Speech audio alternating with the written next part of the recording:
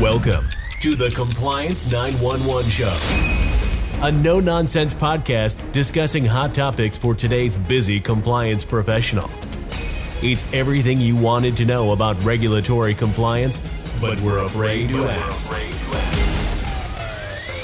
And now, here are your hosts, Dean Stockford of M&M Consulting and Len Suzio of Geodata Vision.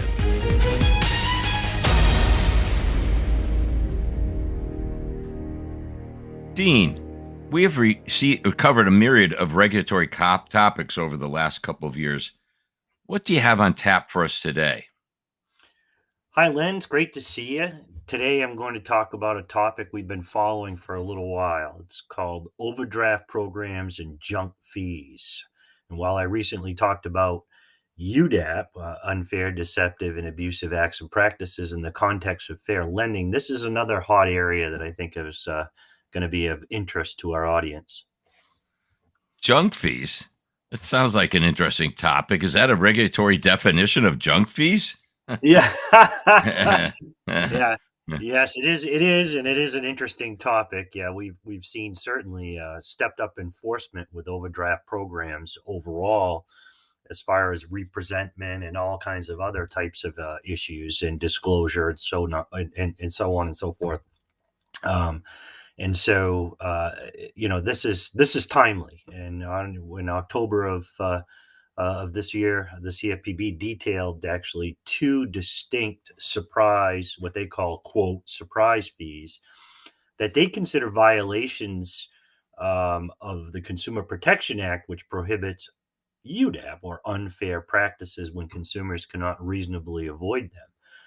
So again, we keep hearing more and more and more about UDAP, and I've always said this is kind of that broad brush regulation that they're going to paint across every area. We've cautioned about it over the last few years about overdraft privilege and what we call courtesy programs, and how regulators were applying the unfairness standard under UDAP. But most of my concerns fell more under deceptive principles stemming from disclosure and establishing caps on the program. Example of that, and this still troubles me to this day, but I had a former elderly tenant, and she made a $12 error in a checking account that created an overdraft. And by the time she actually brought it to my attention for further discussion, the fees were over $2,000, which is just extreme, especially when you're talking about elder abuse. And it certainly looks like elder abuse when you start for a $12 error in a checking account. Instead of sitting down with the customer, the bank continued to charge and continued to pay in the tune of $2,000. So this is unacceptable on any level, and institutions need to tighten controls to ensure these types of reoccurrences are capped and do not occur. Wow. $2,000 in fees because of a $12 error? That sounds unbelievable, to say the least. Yeah. So you can see what I mean. I mean, yeah, it is. And I won't go into great detail as far as my discussion with the bank. But as you know, my background, it was pretty enlightening, to say the least. I had to actually move beyond the branch manager, and push back significantly. Actually, get to senior management so that they could.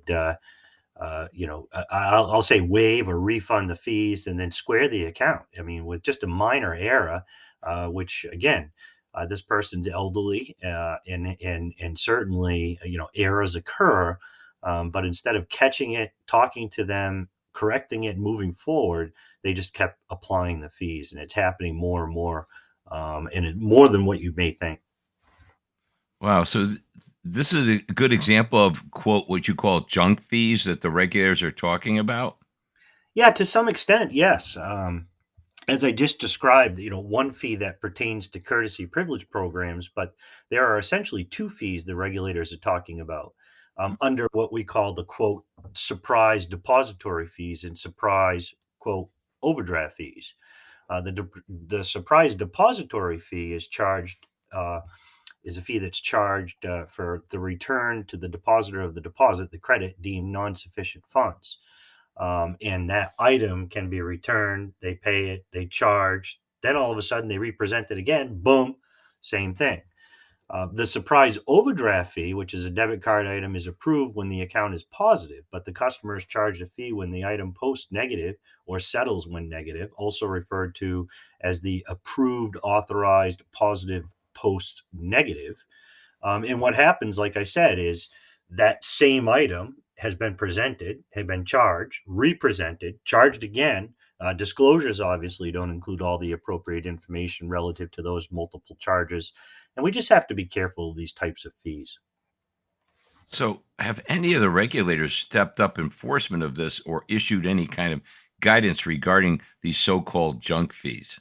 Great question, and the answer is unequivocally yes. They certainly have. They're making, I'll call it, a lot of noise, and we have seen some restitution that's actually had to be paid as a result of some of the enforcement. But just 2 days Hmm. before the CFPB released the guidance, October 24th, 2022, excuse me, the FDIC informed its state regulators that it is focused on certain practices associated with courtesy overdraft programs.